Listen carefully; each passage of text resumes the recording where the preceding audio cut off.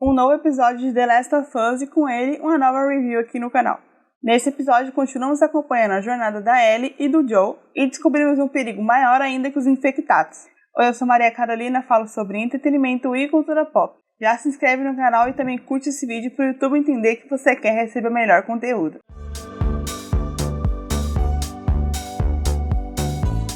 O quarto episódio de The Last of Us é um dos mais curtos da temporada até o momento. Então, se os episódios maiores passaram rápido, o de 45 minutos passou voando. Foi meio complicado conciliar o Grammy, o Big Brother também com o novo episódio de The Last of Us, mas eu consegui dar um jeito para assistir tudo. Nesse episódio vimos a relação do Joel com a Ellie se tornando ainda maior, e mesmo que o Joel não perceba, já tá meio que quebrando os muros que mantinha ele separado dela.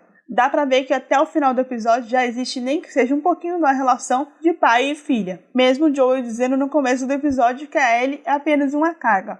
Começamos o episódio com a Ellie brincando com a sua arma, aquela que ela encontrou lá na casa do Bill e do Frank. E ela com certeza sabe manusear uma arma, ela sabe mexer com aquilo. E isso foi bem importante para salvar a vida do Joel depois. Eles estão a caminho para tentar encontrar o Tommy, e a Ellie é meio que o guia do Joel, utilizando o mapa para dar as direções certas para o caminho que eles têm que seguir. Foi incrível ouvir as músicas que embalaram o trajeto entre eles. Uma delas foi Alone and Forsaken, do Hank Williams. Só elogios para essa produção. Na cena do carro aconteceu uma das cenas mais esperadas pelos fãs. A cena que a Ellie encontra uma revista adulta masculina no carro do Bill e deixa o Joel completamente constrangido e desconfortável com tudo isso. Os fãs estavam querendo saber, estavam loucos para saber se existia essa cena na série, já que é uma das cenas clássicas do jogo The Last of Us. Como eu disse, eu adorei a interação que rolava entre o Joel e a Ellie, ela utilizando seu livrinho de piadas para tentar distrair ele. O livro Sem Trocadilhos, volume 2, com certeza deixava os momentos mais descontraídos. Eles decidem encontrar um abrigo, um lugar seguro para se protegerem, e depois continuarem a viagem que é tão longa. De novo a gente volta naquele ponto que a Ellie tem apenas 14 anos e tem muita coisa para ela lidar sendo ainda uma criança. É nítido ver ela se sentindo insegura com as situações que ela acaba lidando, situações até novas para ela, como por exemplo tentar dormir com medo de alguém chegar para pegar eles. Por isso que eu acho que a Ellie usava aquele livro para trazer uns momentos mais tranquilos. Talvez seja para esquecer tudo que eles já viveram e vivem ainda, e pelo menos para tornar a hora de dormir uma coisa mais normal. Dois momentos geniais foram da Ellie se assustando com um café esquentando, e ela dizendo até que parece bosta queimada, e também o momento que ela insiste pro Joel que não está cansada, que não está com sono, e na cena seguinte ela capotada dormindo.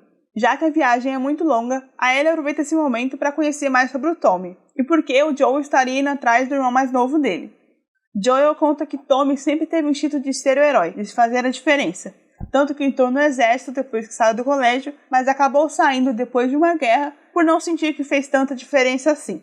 Depois, Tommy convenceu Joel a ir para Boston com o grupo e foi lá que ele conheceu a Tess. E até então, nesse grupo eles estavam vivendo até que bem. A situação mudou quando Tommy conheceu a Marlene e ela o convenceu a ser parte dos vagalumes, usando a mesma ideia de quando era mais novo, a ideia de salvar o mundo. E agora cabe ao Joel salvar o seu irmão. Como eu disse, o Joel estaria vendo a Ellie como uma carga, não como uma família. E também se estaria levando ela pela promessa que ele fez para Tess.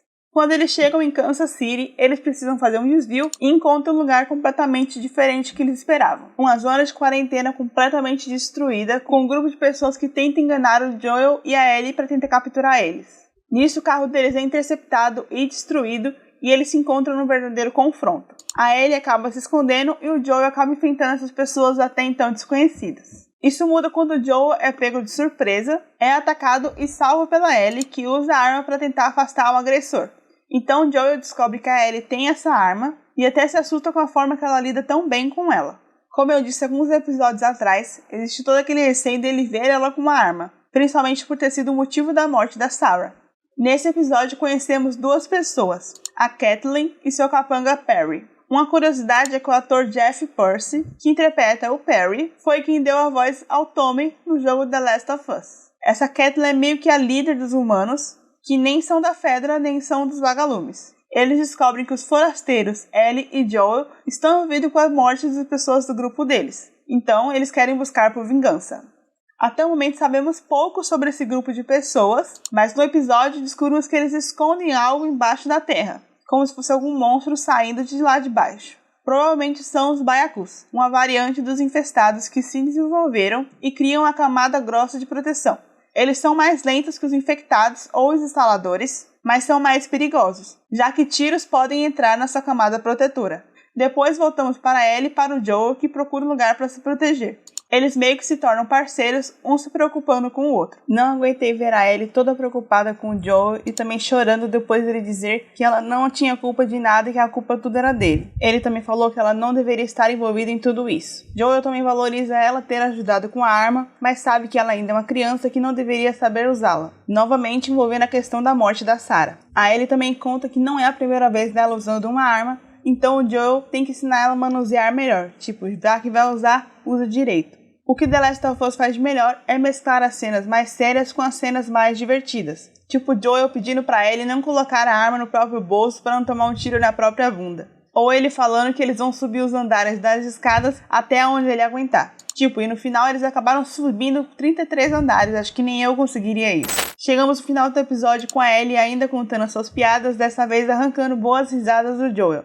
Ela também o chama de preguiçoso, mas não conta qual foi sua experiência com a arma pela primeira vez. Quando eles finalmente descansam, são acordados por dois meninos, adolescentes, talvez, não sei, com armas apontadas nas suas cabeças. Provavelmente esses meninos são o Harry e o Sam, os garotos que o grupo de pessoas estão procurando. Quero muito saber qual é a continuação desse encontro, que vai ser baseado no que vai acontecer no próximo episódio. Aliás, o próximo episódio vai ser na sexta-feira, já que o Super Bowl acontece no domingo. Então no sábado mesmo já tem análise aqui no canal. Comenta aqui qual o seu momento favorito desse episódio. Não deixe de se inscrever no canal e curtir esse vídeo. Eu vejo você na próxima. Tchau!